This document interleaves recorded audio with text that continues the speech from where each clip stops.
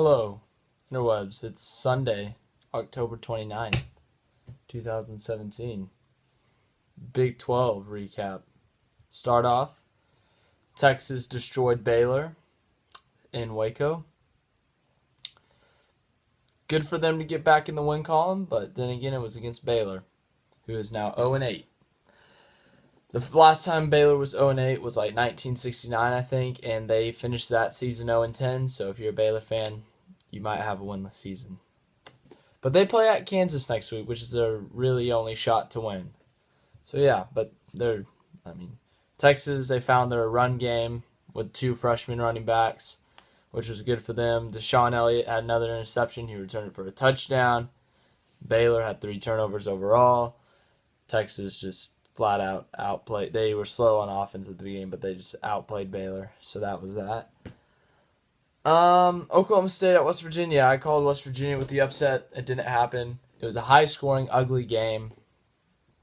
Let's see. I think it was West Virginia who had 5 turnovers. West Virginia 5 turnovers. Oklahoma State 4 turnovers. So very sloppy with keeping the ball, both teams. High-scoring game for that many turnovers, 50-39. Weird scoring game.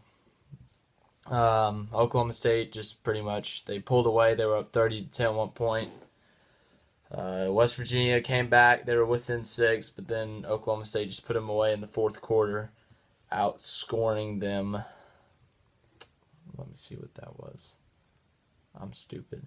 Outscoring them 20-15. So yeah, Oklahoma State very good as they go to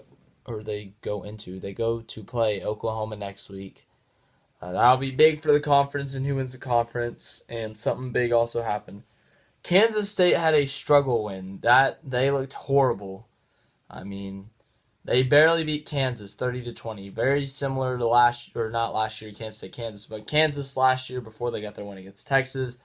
They had a very close game that they almost won against Iowa State, but they didn't. And Kansas has a really good shot at winning next week because they're at home against Baylor, who is winless. But Kansas State, they were up 20-6, and they struggled, honestly, and they only beat Kansas by 10. I thought they would blow out Kansas. They didn't. Kansas State has been struggling in conference play. That's only their second conference win. So yeah. TCU at Iowa State. I called it.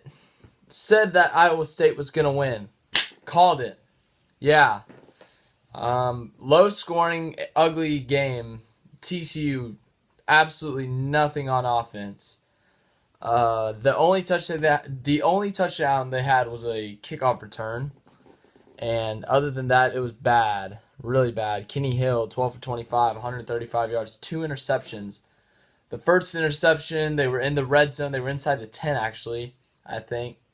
And the guy just ran a little short route. You're supposed to hit him quick. And he threw it way behind him, right to the defender. And he ran it all the way back to the TCU 30.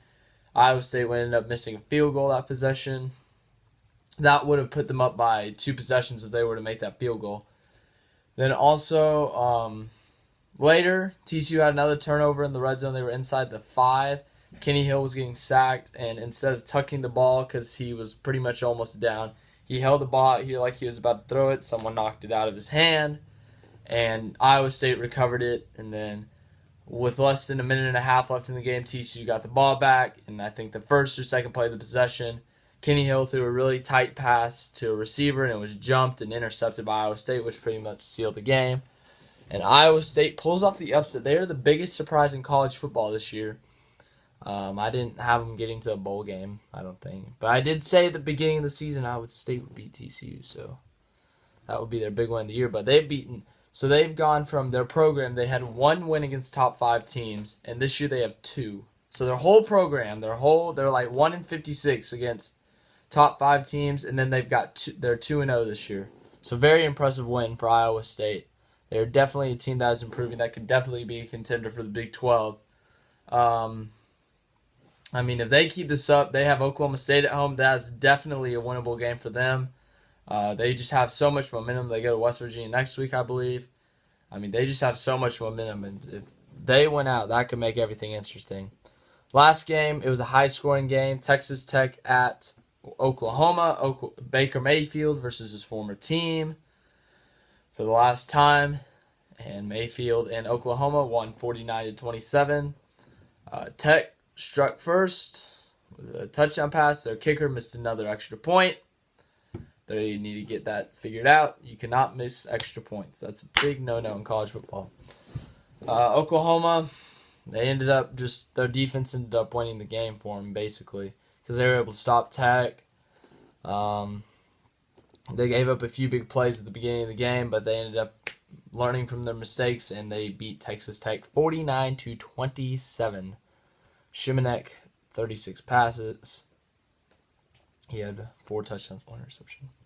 I think. Wait, I think I read that wrong. No, I read that right. Yeah, 4 touchdowns, 1 interception, 322 yards. So anyways, next week's games, Texas at TCU, Baylor at Kansas, Kansas State at Texas Tech, Iowa State at West Virginia, Oklahoma at Oklahoma State. This week's games, I don't know really much more to say other than... And then there were other upsets outside of the Big 12 as well. The Ohio State that I kind of blurted out at the end of my last video, the preview video. Northwestern beat Michigan State. There was something else. I know I'm forgetting something. USF lost to Houston. Poor Charlie Strong. Washington State got destroyed by Arizona. I mean, it was just an upset-filled week, which is what I said in my preview video. That was going to be a lot of upsets. There were a lot of upsets, so yeah. Iowa State, watch out for them. They're gonna be big. They're gonna be Iowa State. Good job, guys. NBA video coming in a few minutes. NASCAR, maybe. I don't know yet. So yeah, that's all I got. See you in like 5 minutes.